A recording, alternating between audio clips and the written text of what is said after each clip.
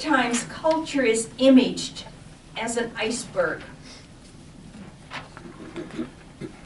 And we know what an iceberg is. It's a very small tip, and that's all that we see.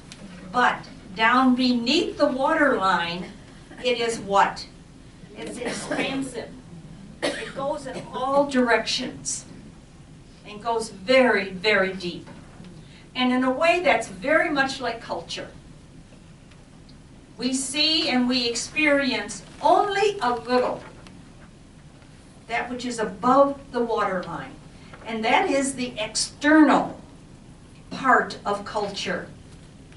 That is the conscious part.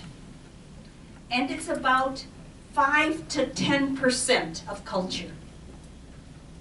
The part that we use our senses for. We can see it, we can feel it, we can touch it, we can smell it. And for some of us, that's where we stay. And we think we're very culturally sensitive if we've done that. Sometimes in parishes we'll have what we call intercultural night. And what is it? Food, clothing, dance, music, artifacts. That's the tip of the iceberg. Okay. And that part is easy to learn. You can go to the internet and find it. It's easy to change. But as you move beneath the waterline, it becomes more difficult. And that's where the real culture is. And that's about 90 to 95% of culture is beneath the waterline. That is the unconscious part. We're not aware of it until we kind of come up against it. We say, oh my God. That's the part that's very difficult to change. Very difficult. That's why sometimes when we see immigrant families, and I'm just thinking of the Vietnamese particularly because I think I've had more experience there. Usually they're going to come 3 generations, the grandparents, the parents, and the children. Okay, what do the children want to do? What everybody does. I want to be American. So what happens? I don't want to learn the language. I don't want to taste the food anymore. I want to wear the jeans. I want to do this.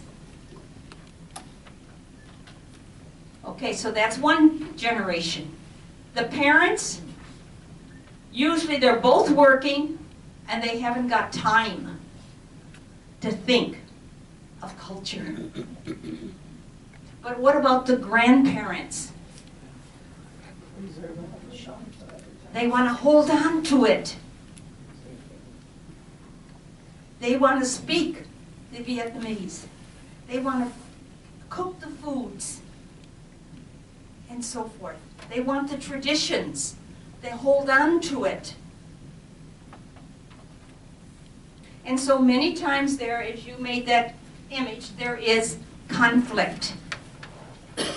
Conflict between the grandparents, who most of the time are the ones responsible for the children, and the children. Because one wants to let it go and the other wants to keep it. Okay? Do we see that in religious life? We sure do.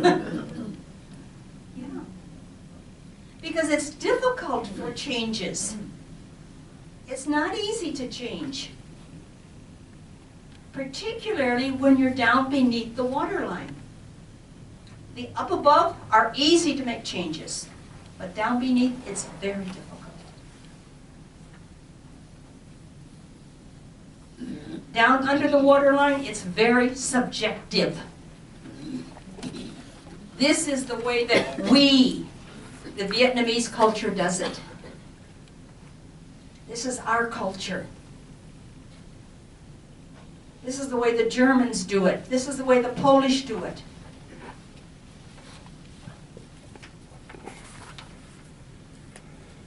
I'm sure you experience that when you enter religious life. How did you experience it? I think the first thing is we had hot dogs for breakfast. I had never heard a hot dog for breakfast. I mean, that just was dumbfounding. Why would you eat a hot dog for breakfast? That's for a picnic. Okay, in your life, it was for picnics.